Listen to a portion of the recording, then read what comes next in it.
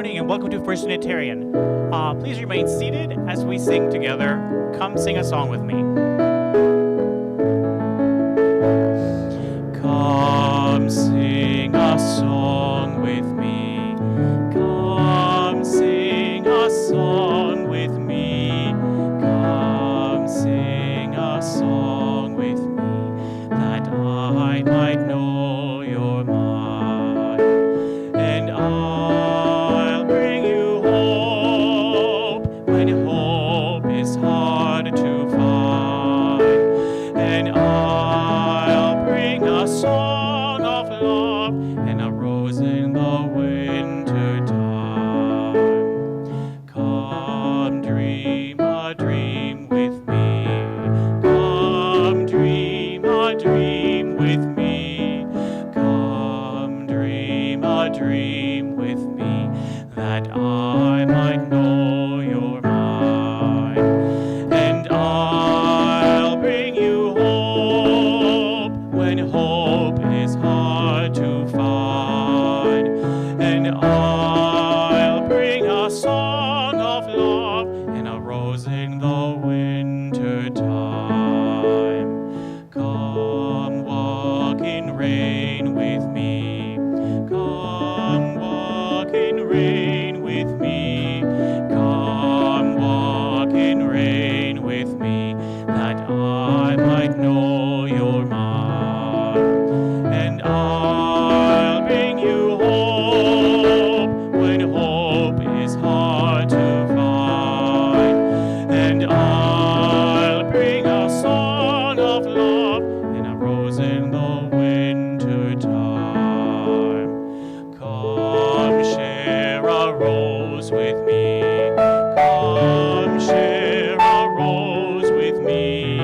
Come share a rose with me, that I might know your mind.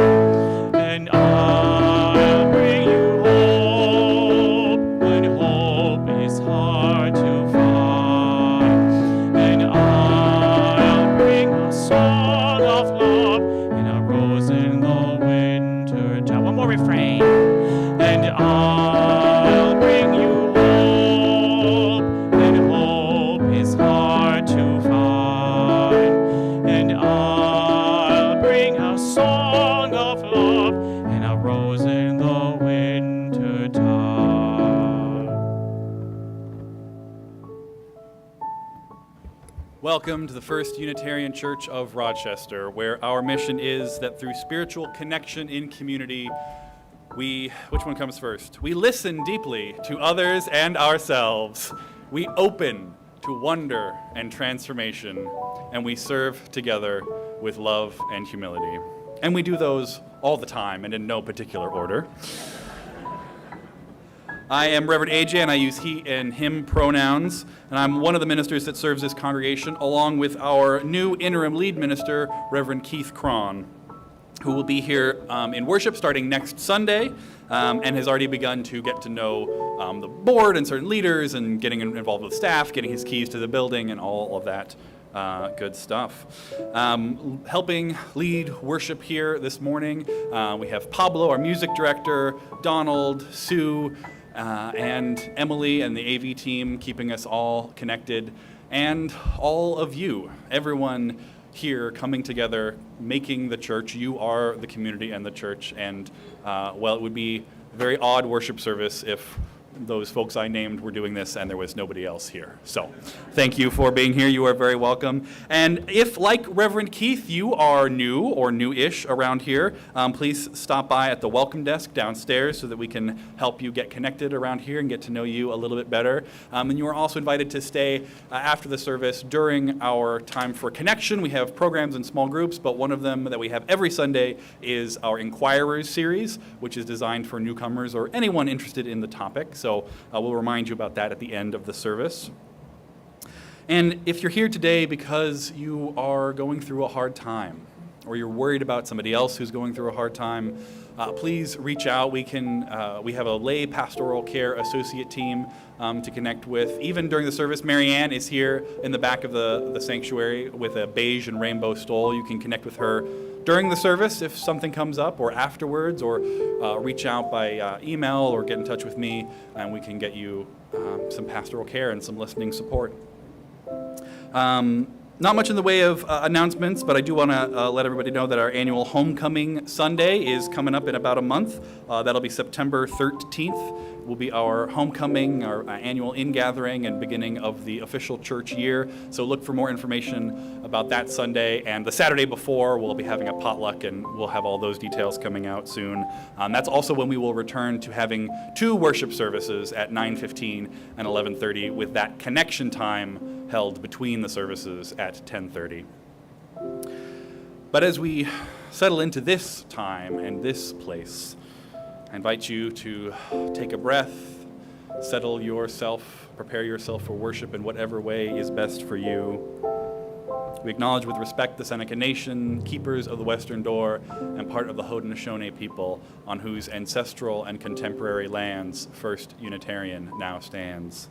And we invite Donald up to light our chalice, and if you're watching online and have a chalice nearby you can light, please do so as well. As those gathered here, I invite to share in our unison words. Life is a gift for which we are grateful. We gather in community to celebrate the glories and the mysteries of this great gift.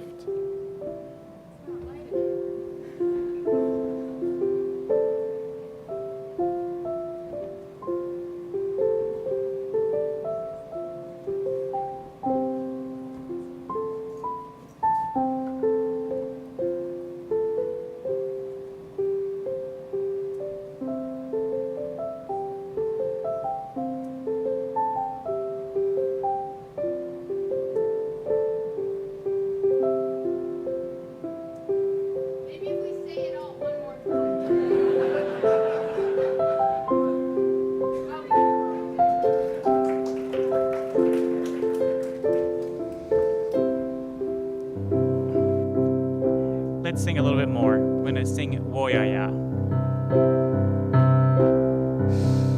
We are going, heaven knows where we are going, but we know within, and we will get there. Heaven knows how we will get there, but we know we will.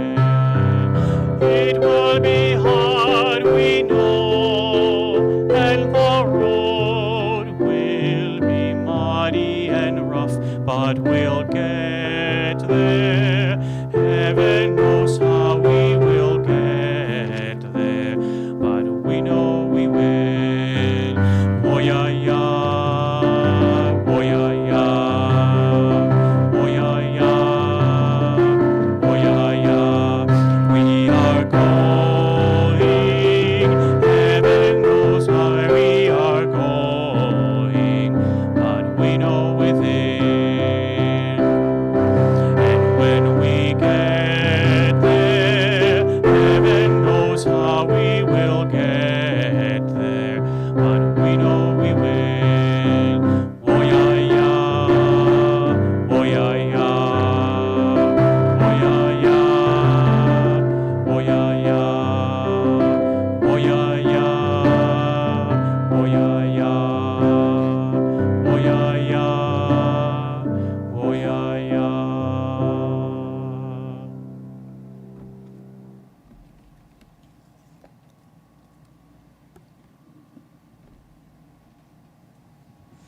Hi, I'm Donald. I use any and all pronouns. And if some of you here watch the show Stranger Things, you might remember the panic that the secret non-existent 9th episode caused thousands of fans. And if you don't know, we weren't too happy with the ending. And we convinced ourselves that they were gonna release a 9th episode, and we just didn't know when. I myself was one of these fans. I was 100% convinced that they had planned this all years in advance, and there was just too much evidence. There were so many theories and so many conspiracies on how it would end and what would happen, who would survive, but there was one we were all sure about. Without a doubt, the episode was gonna release on January 7th. We were so sure, in fact, that Netflix had to shut down due to the amount of people opening and refreshing the app. In the end, there wasn't a 9th episode, but I know it's still out there. And isn't that why we come to church? To search for something when we don't have all the answers and still reach for hope no matter what? I now invite you to turn to your neighbor and tell them your favorite conspiracy theory.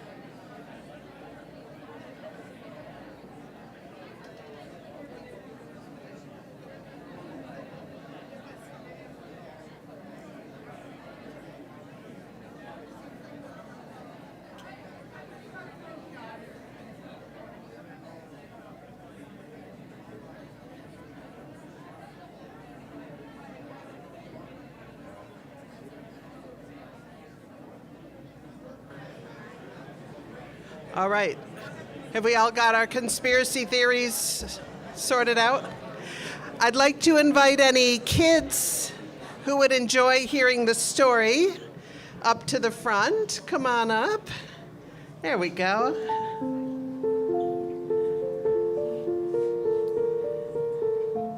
Kids and cats, of course. Cats are always welcome. Frogs welcome, everybody. Adults who enjoy sitting on a carpet and listening to a story are welcome. All right, come on up. Wonderful. Put this down a little bit. So my name is Sue Morgan. I use she, her pronouns. And I don't know if you know this. Do you know that there is a place in New Jersey, a town, called Good Luck? When I hear good luck, I always think there's a number of different ways you can say good luck. You can say like, oh, my soccer team's gonna have a game this week, and you can say, good luck, like, I hope you win. Or it could be a little bit more doubtful, like, I'm trying to teach my cat how to ride a bike. Good luck with that, right? Like, I don't think it's gonna happen, but it might. See, now if it was I'm gonna teach my dog how to ride a scooter, it'd be like, yeah, good luck. But a cat to ride a bike, I'd say, oh, good luck. Or you could be like, oh, I dropped my toast and it fell peanut butter side up. Good luck, right? Like, I've had some good luck. So the story I'm going to tell you today, which is a true one, happened in this real place called Good Luck. But you get to decide as I tell the story whether it's like, good luck or good luck, all right? So this story happened quite a long time ago, almost 300 years ago. And good luck, well, New Jersey wasn't even a state yet because the United States wasn't even a country yet. It was still a colony. And Good Luck was just a little village of a few farms. And one of these farms belonged to, one of these farms belonged to a farmer named Thomas Potter. And he was a very good farmer, and he had a very curious brain. He always wanted to know about things. And one of the things he was really curious about was theology, which is a fancy way of saying how people think about religion or God or the big mysteries of life. because he didn't have a lot of education. He couldn't really read or write very well, but his brain was always curious about things. So whenever he found somebody who could teach him something, like a minister who could teach him about religion, he'd say, hey, come on over, let's have dinner, let's talk until 2 o'clock in the morning and learn all kinds of things. So he learned whatever he could. And he had been raised as a Baptist, but he was really curious about other religions, like what do the Quakers think, and what do the Methodists think? And then, through his conversations, he learned about something called Universalism. Now, this was a really new idea that everybody was worthy and deserving, not because of what they did or because of what they believed, but just because they were human beings. And at that time, this was like mind blown, right? This was a new idea. But for Thomas, he heard this idea and he said, yeah, that speaks to my heart. This is what I think I believe in. So whenever a minister came over, he'd say, hey, tell me, what do you know about universalism? And they'd yammer and jabber.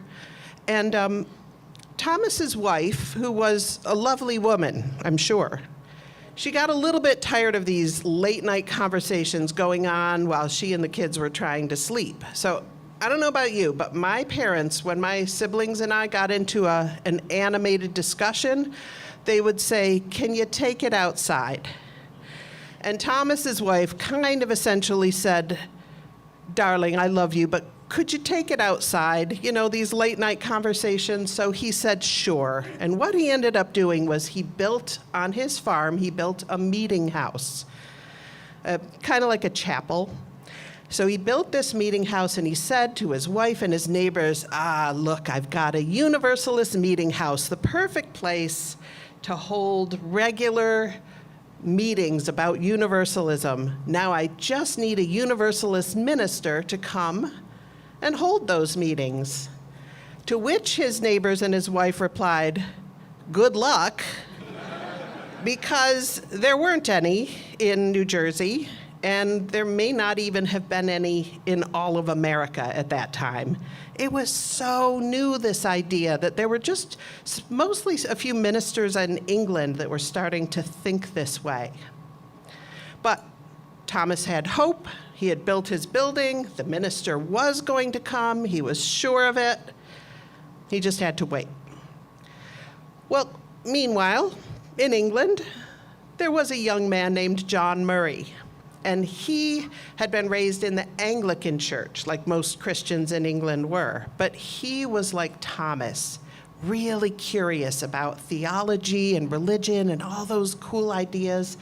So he had become a Methodist minister, and then he learned about universalism. And just like Thomas, he said, this speaks to my heart. The idea that we're all worthy, we're all going to be saved. I like this idea. And then John Murray's life got really, really hard. First, he lost his job. Because of his beliefs, they said, well, you can't be a Methodist minister believing what you believe, so bye. And then, really sadly, his wife and his baby got very sick and they passed away.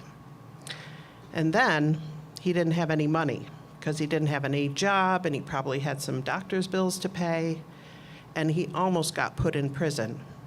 So his life was really not going well. So he said, you know what?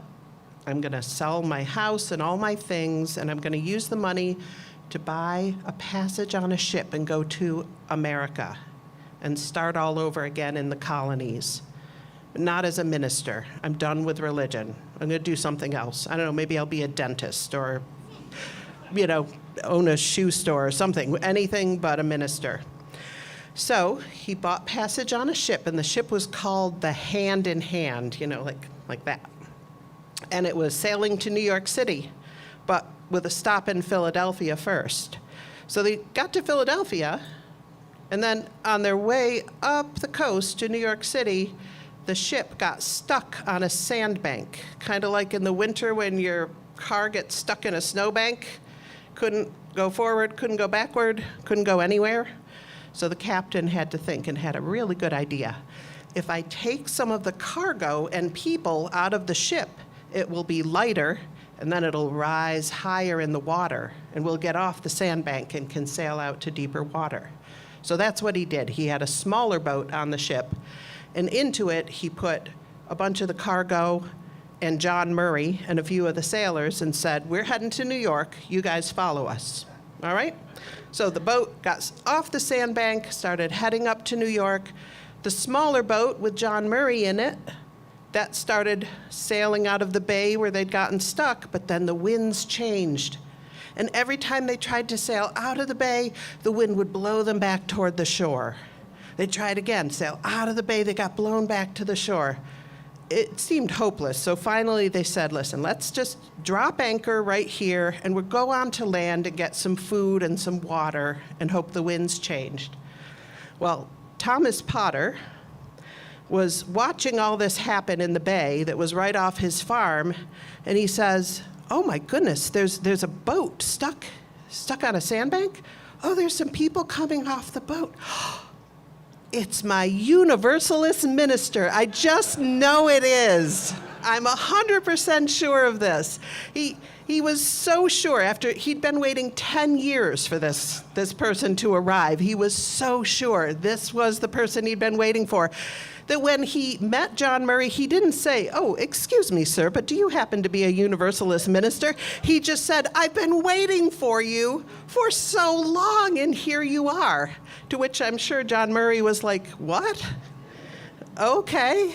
But they talked, and finally when John Murray understood what he was looking for, he said, oh, I'm terribly sorry. I don't do that anymore. Yes, I'm a minister, and yes, I really believe in universalism, but I'm on my way to New York. As soon as the winds change, we're going to take this boat, go to New York. I'm going to be a dentist, or a shoe salesman, or a bricklayer, or something, anything but a minister.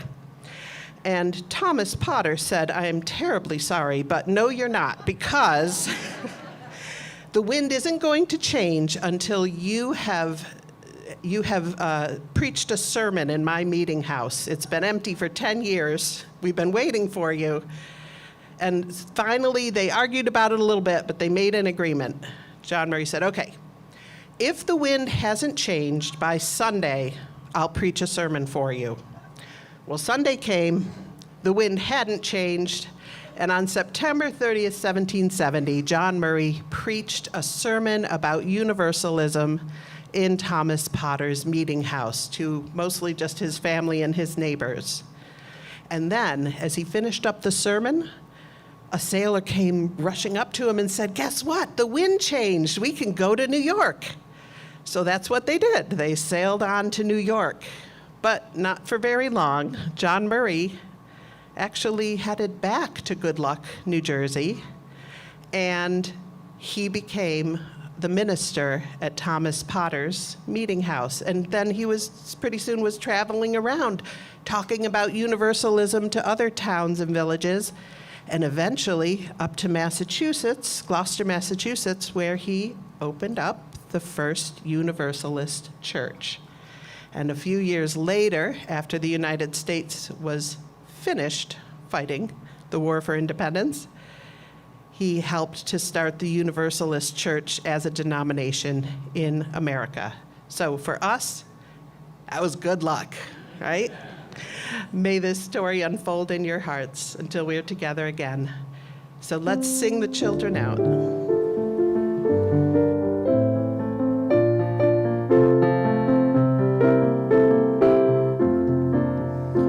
We bless you on your journey through, from sheltering arms to the wide sky blue, and your joyful jumps and your sad times too. You bless us by being you.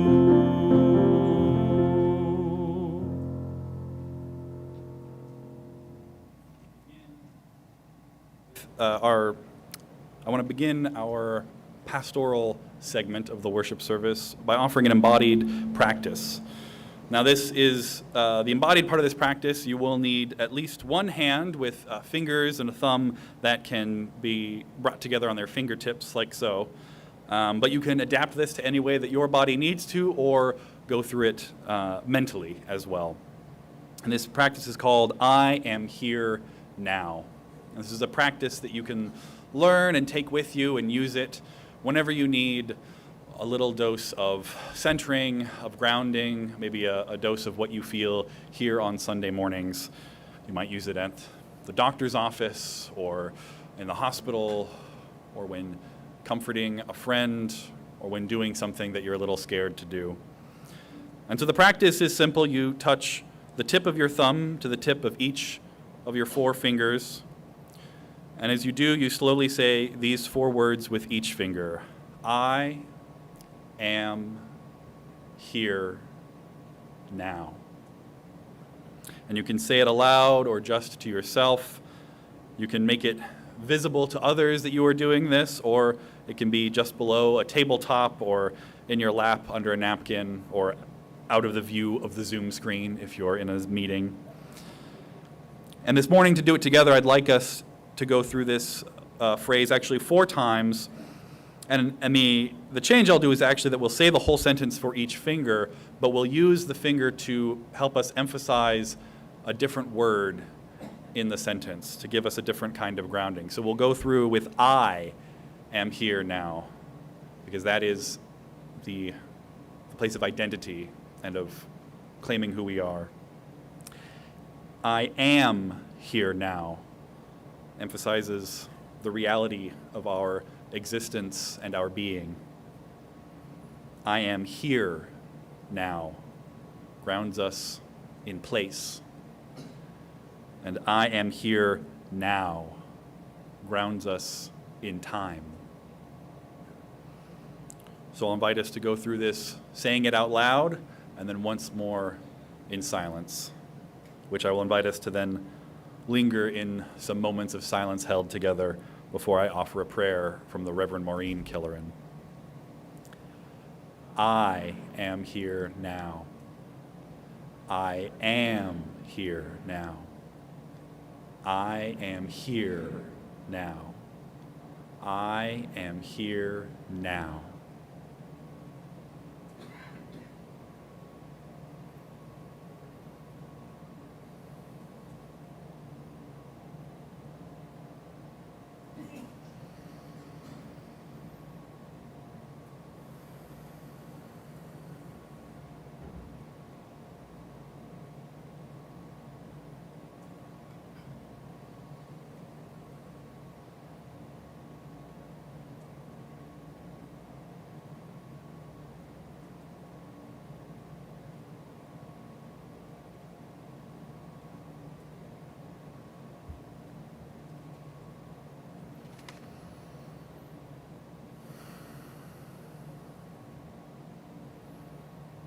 Great mystery which grounds us and surrounds us.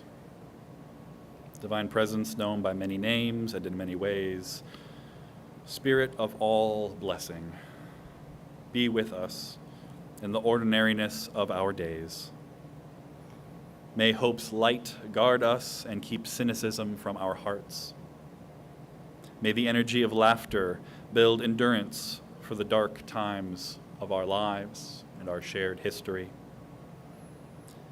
May creativity's vision grant the possibility of seeing old relationships with new eyes.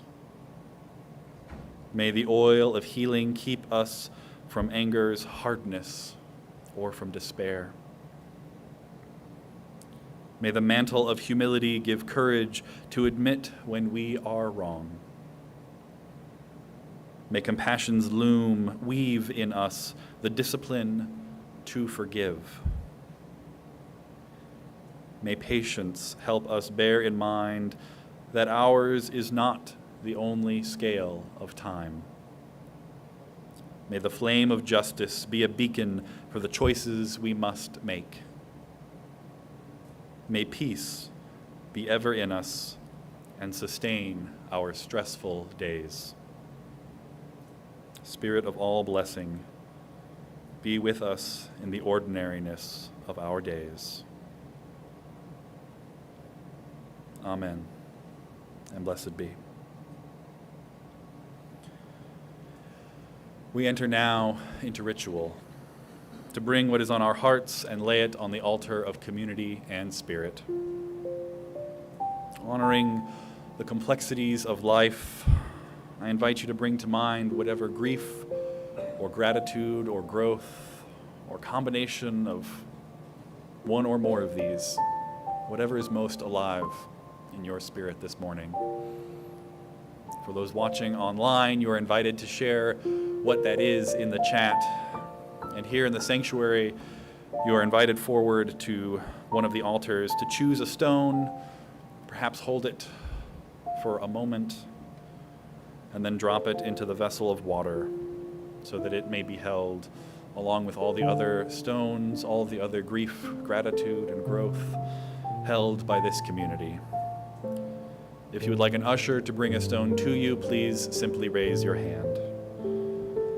May we now share in this ritual of community care and of witness to one another's hearts.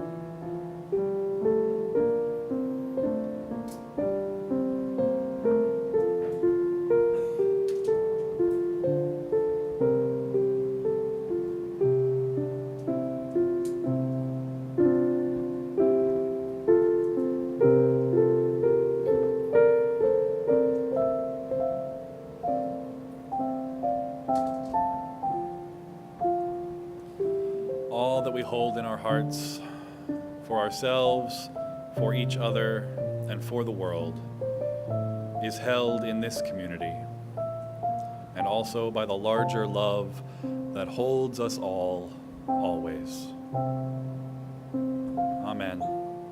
Ashe, and blessed be.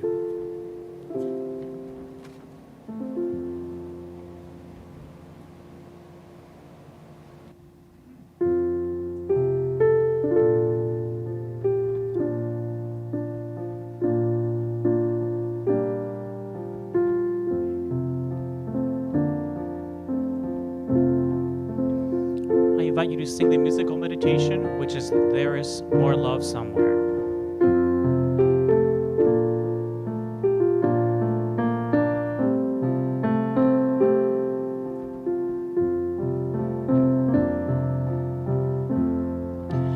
There is more love somewhere. There is more love somewhere. I'm gonna keep on till I find it. There is more love somewhere. There is more hope. There is more hope somewhere.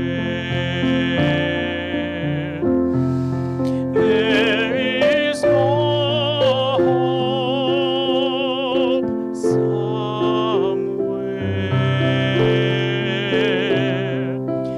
I'm gonna keep on till I find it. There is more hope somewhere. More peace. There is more peace somewhere. There is more peace somewhere.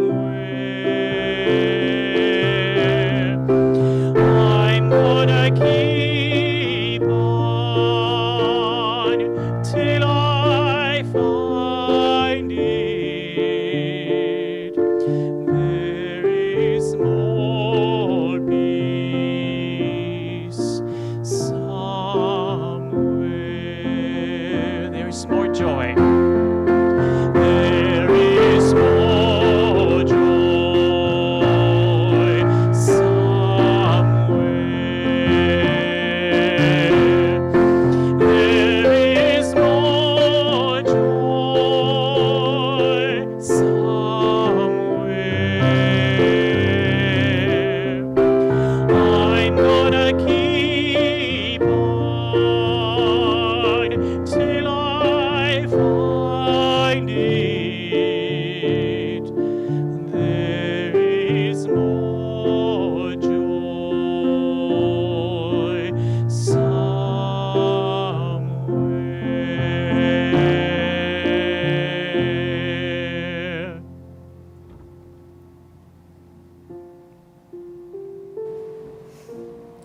All that our church is and all that our church does is made possible by the time, talent, and treasure that we give to our shared mission. Members and friends support this congregation financially through recurring giving, and on Sundays we also give through our shared collection. As a part of the spiritual practice of generosity, 50 cents of every dollar given now to our offering will go to the Young Adult Revival Network, or YARN. YARN is a global effort to support, develop, and grow Unitarian Universalism young adult initiatives, providing connection to younger UUs regardless of geographical boundaries. Using Church Center is the easiest way to give, but if you aren't set up with the app yet, you can also give by texting GIVE and the amount you would like to give to the number on the screen, or in the offering baskets that will now be passed. In the spirit of abundance and generosity, the offering will now be given and humbly received. Some mornings you can sing, some mornings you can sing and play, some mornings you can do one or the other, not at the same time. So this is me playing the piano an hour ago and singing along to it. It's okay to do church karaoke once in a while. The words for this poem are by William Butler Yeats, The Lake Isle of Innisfree.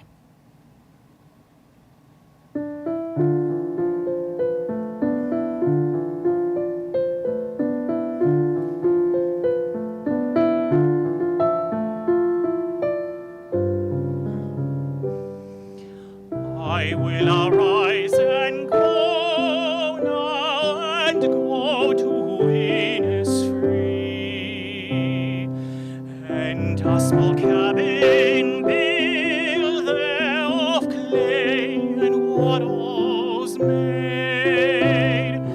9 bean rows will I have there, a hive for the honey bee, and live alone in the beloved glade.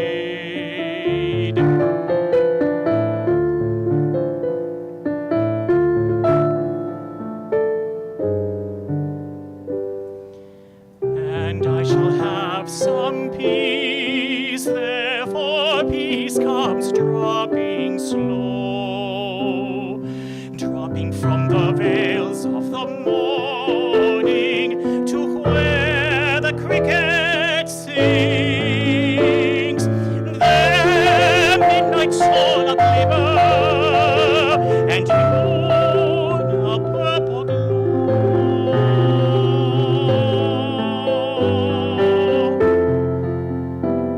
And evening full of the linnet's wings.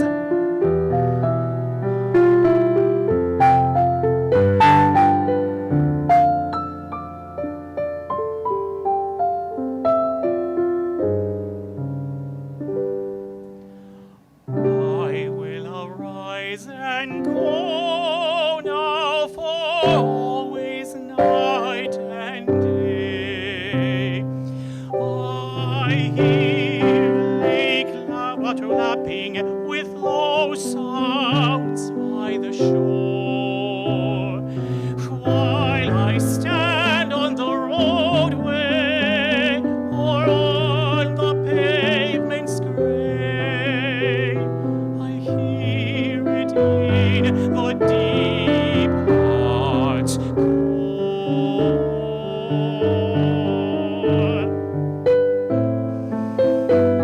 The deep heart's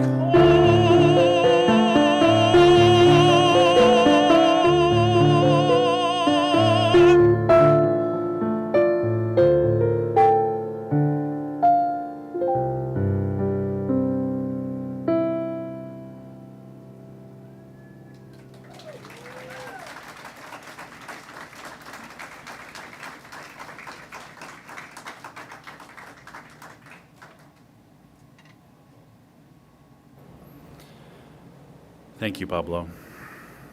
Our reading this morning is from the Bhagavad Gita, chapter 2, verses 47 and 48. The translation is by Stephen Mitchell. You have a right to your actions, but never to your actions' fruits. Act for the action's sake, and do not be attached to inaction. Self-possessed, resolute, act without any thought of results, open to success or failure.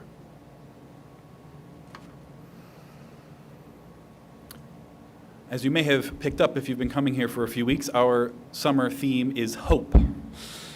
And hope is mentioned twice in the Unitarian Universalist Association's statement of shared values. Once it is mentioned as part of our heritage, certainly coming out of the historical traditions of Christianity. There is that Corinthians verse around faith, hope, and love. And then again, the statement of shared values one of those values named is generosity. And by generosity, we mean, as Unitarian Universalists, that we cultivate a spirit of gratitude and hope. Gratitude for what has been and what has made it possible for us to be here now, and hope for what may yet come, and what world we may be a part of building together.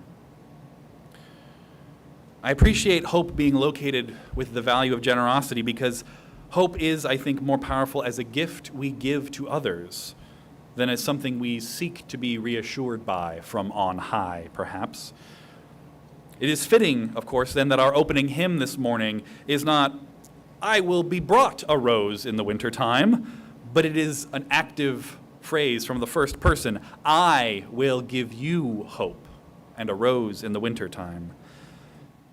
Our faith invites us to this practice of being a beacon of hope to others and finding that that action can be a source of hope for ourselves as well, rather than our faith being one that is passive, pietist, or a faith in some promised deliverance.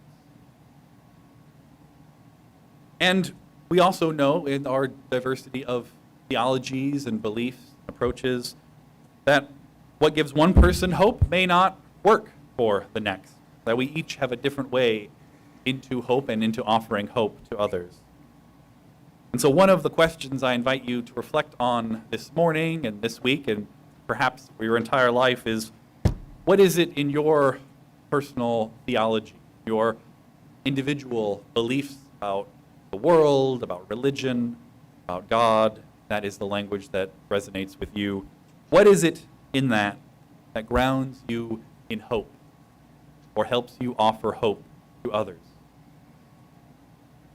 For me, my answer is really deeply related to my own theological understanding of Unitarian Universalism and how I boil our faith and our tradition down to two fundamental premises, these two ideas that are deeply theological and at the root of my own Unitarian Universalist faith. One is that we are all interconnected. We are all part of one larger thing. In the words of Frances Ellen Watkins Harper, a 19th century black feminist, abolitionist, writer, poet, and activist, Frances Ellen Watkins Harper wrote that we are bound up together in one great bundle of humanity, and therefore how we treat one another impacts all of us. The other foundational idea is that revelation is not sealed, that no religious language, or indeed any language, is the final word, and the future is not yet written. We have not figured everything out in some past era, and we just need to maintain that. But every era, every age needs to understand and figure out what makes meaning for us now. And it's that second part that really grounds me in hope, because it has to do with this sense of the future, the sense of certainty or uncertainty. It has to do with optimism and pessimism. And here I will turn to one of the great contemporary teachers on hope, the white American writer and activist Rebecca Solnit, author of Hope in the Dark, The Untold History of People Power. She writes the following: hope locates itself in the premises that we don't know what will happen, and that in the spaciousness of uncertainty is the room to act. When you recognize uncertainty, you recognize that you may be able to influence the outcomes, you alone or you in concert with a few dozen or several million others. Hope is an embrace of the unknown and knowable, an alternative to the certainty of both optimists and pessimists. Optimists think that it will all be fine without our involvement. Pessimists take the opposite position, but both excuse themselves from acting.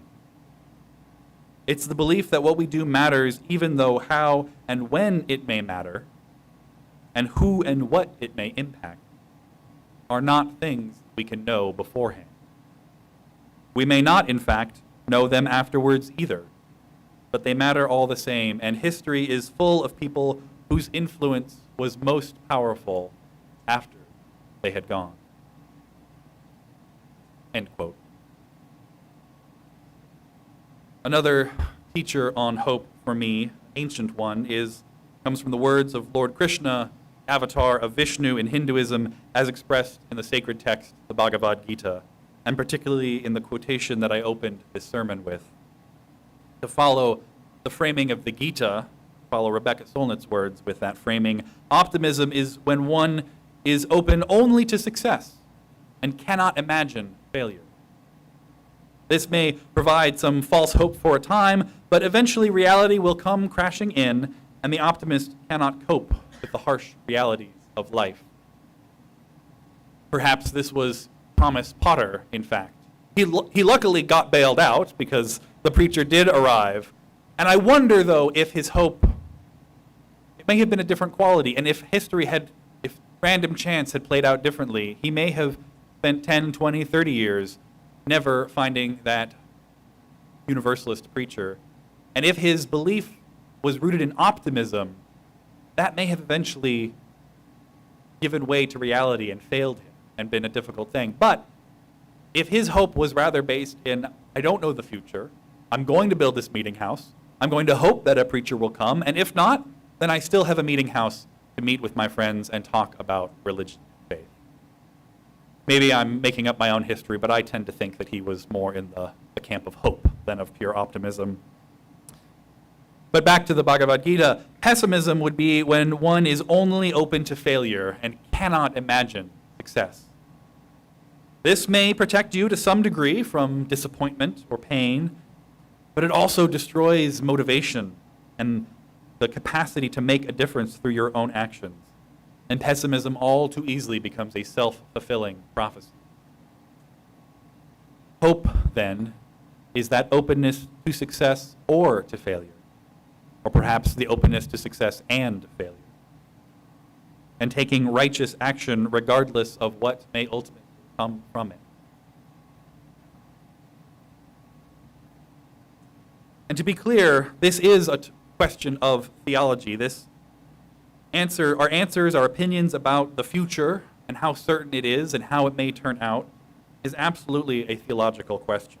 Some theologies say that the future is already written, whether by the will of God or the unfolding mechanism of a very predictable material world. All things that will happen are already set in motion, cannot be changed. Or perhaps, here's another theology, a little bit more from popular culture. You've heard the commentary, well, we are just living through the worst possible timeline, referring to the idea that there are parallel, diverging timelines of history through some kind of multiverse or multidimensional reality popularized by some science fiction and also by the Marvel Cinematic Universe. And perhaps that is your theology, and I hope, no pun intended, that it gives you hope to think of the alternative timeline where things turn out better, whether for us as a nation and a planet or for you and your loved ones more personally, or perhaps to think that there's an even worse timeline out there that we have thankfully avoided living through. But for me, that imagination of other possible present moments just doesn't really work for me. Setting aside the quantum physics involved to parse all of that out, some of which I believe is truly theoretical, for me, my source of hope is found in the recognition that this timeline is the only timeline. And in fact, in my personal theology, there is no reality to time. There is no line to time. There is just the present moment of unceasing change and unending possibility. This is the one world we've got, the one flow of time from this present moment to the next, and so I better make the best of it that I can. And also, in fact, I can make the best of it. So your theology of time or of alternate universes, of certainty or uncertainty may differ from mine, but the challenge and the invitation of our Unitarian Universalist faith remains the same.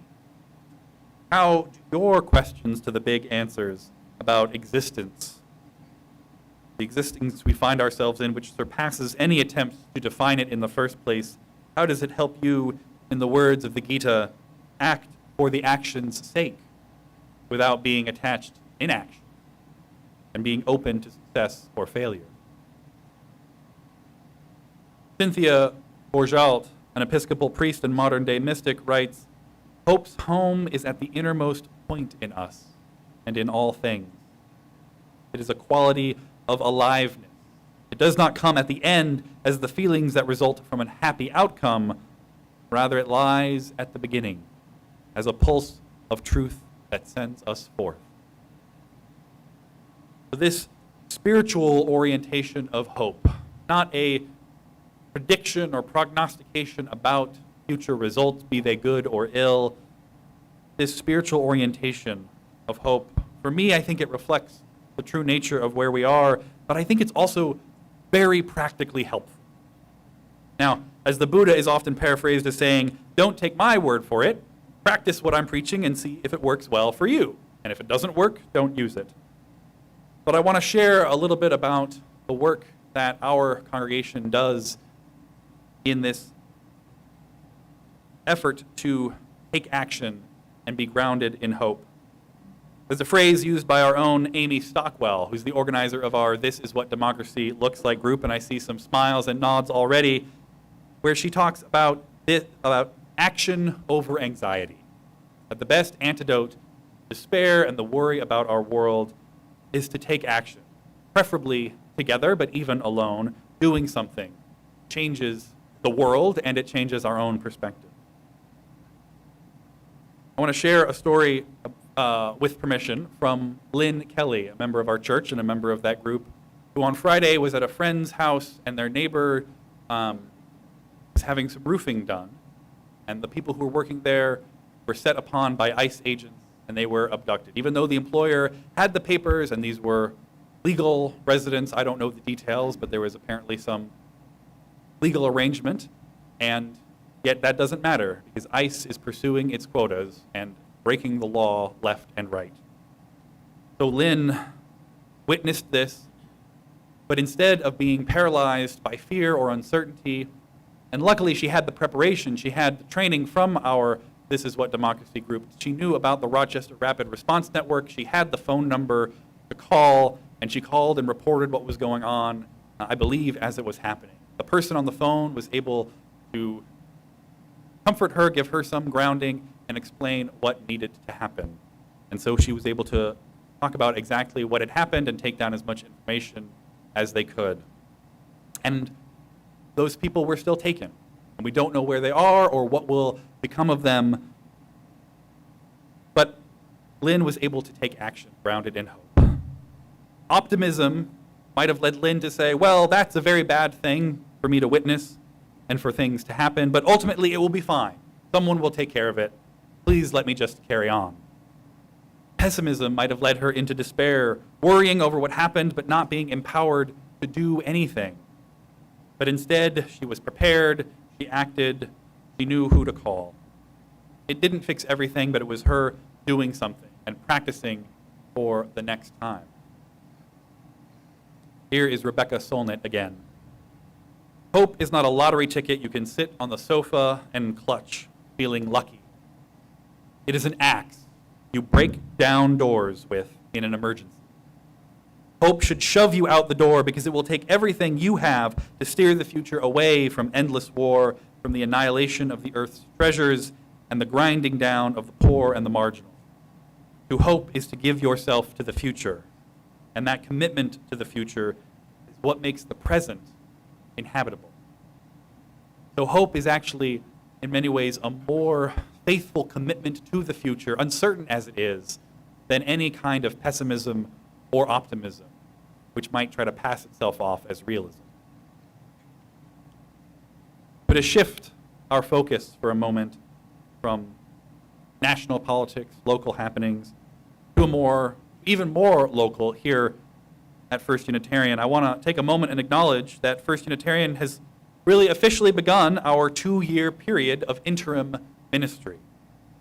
For those of you who are very new or who haven't heard, what this means is that given the departure of our most recent called and indefinitely permanent minister, the congregation doesn't just replace that person with a new minister to serve indefinitely, but hires an interim lead minister who engages the congregation in a 2-year process of reflection, preparation, and ultimately a search for the next minister for the membership of the congregation to vote on and to call as their next lead minister for who knows how long. And as I said a few weeks ago when we announced, we are in great hands with Reverend Keith Cron. He was the director of the Transitions Office at the Unitarian Universalist Association for 15 years. He co-edited the book on ministry, and every year in those years he would train the interim ministers in a year-long training that is offered. A training which, by the way, I will be taking over the course of this year to better serve this congregation from my position as an assistant minister, better serve the needs of a congregation going through interim and then search. So I'm sure there will be a lot for me to learn and new skills to pick up, but there's one thing that I do know already, which is that interim time is a period of very simply and literally not knowing what comes next. Not knowing fully what is possible, not knowing who the next lead minister will be, not knowing what may come up for us in this time of intentional reflection and preparation.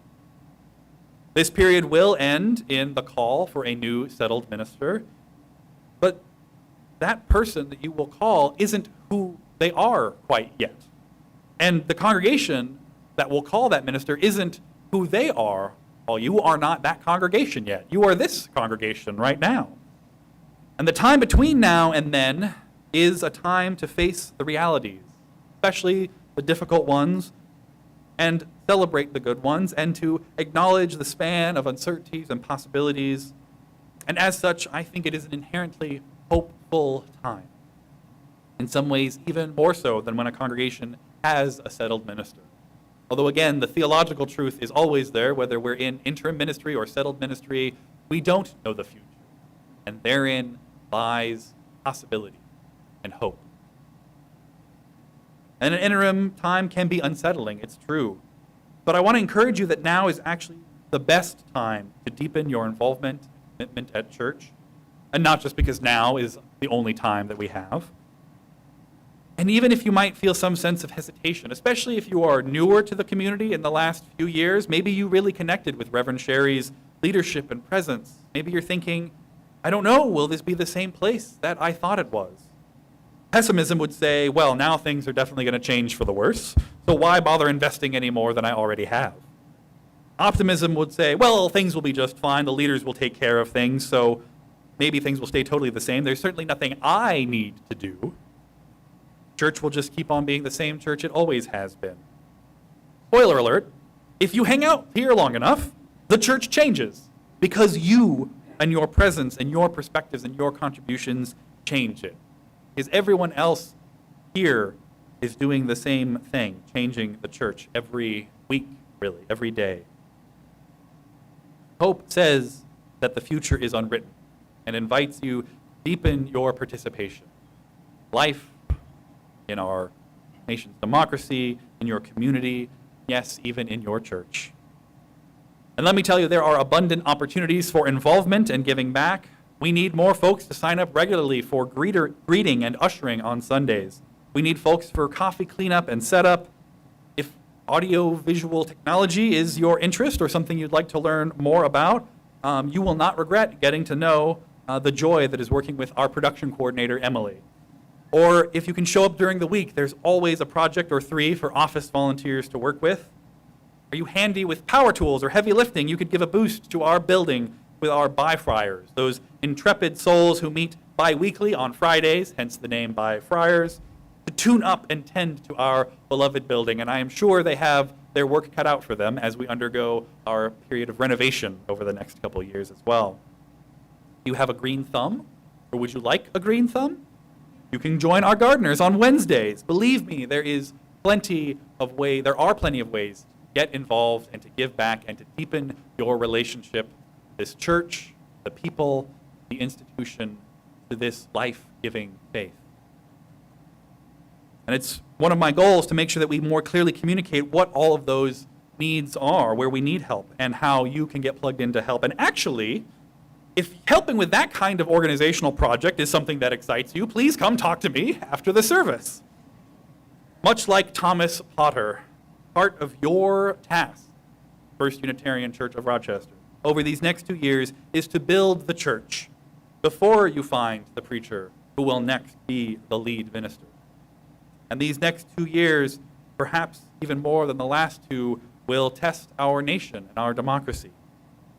So now is a great time to be able to do that reflection, search within yourself, and be able to name and share with others, what is it in your beliefs, in your personal religion, in your personal theology? What is it in your life? What is it that guides you away from unquestioned proclamations of either inescapable doom or assumed success? What is it that guides you back to a spiritual orientation of hope that reminds you that there is never such a thing as the final word? What helps you to live out John Murray's famous charge to give the people not hell, but hope and courage? Whatever it may be, I invite you to summon it now for our final hymn. And if you're coming up blank, please sing anyway, because the song itself may help guide you. Join us in voice, body, and spirit from your seats in singing The Fire of Commitment.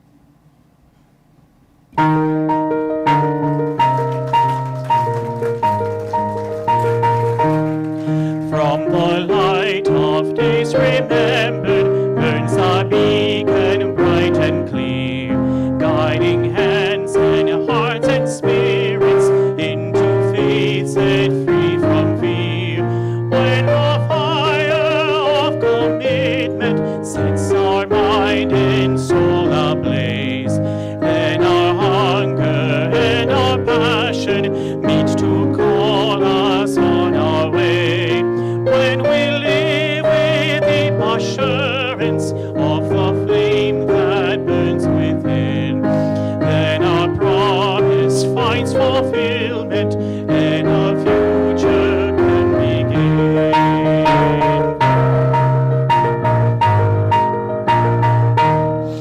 From the stories of the living brings a song both brave and free, calling pilgrims still to witness to the life of liberty.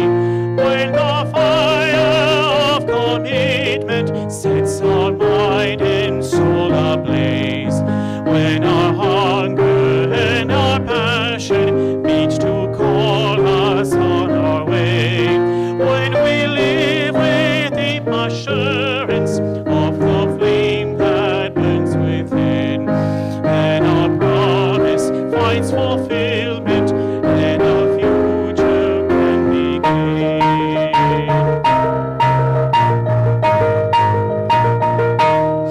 From the dreams of youthful vision comes a new prophetic voice, which demands a deeper justice built by our courageous choice.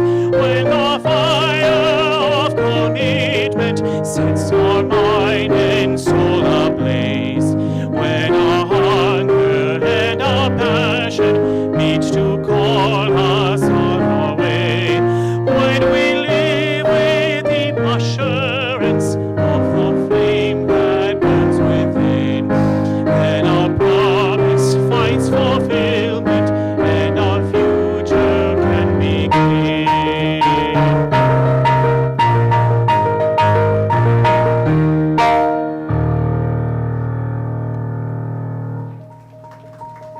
Please join us in small groups during Connection for more church, more community, more hope.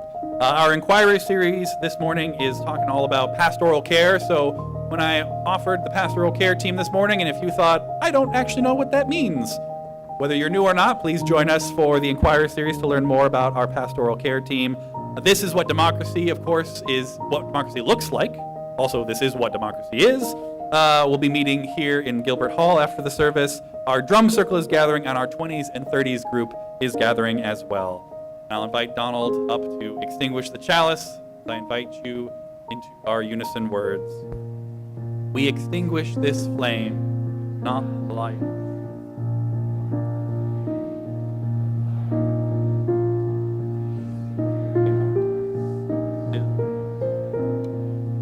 Beloveds, heaven knows where we are going, but we will get there.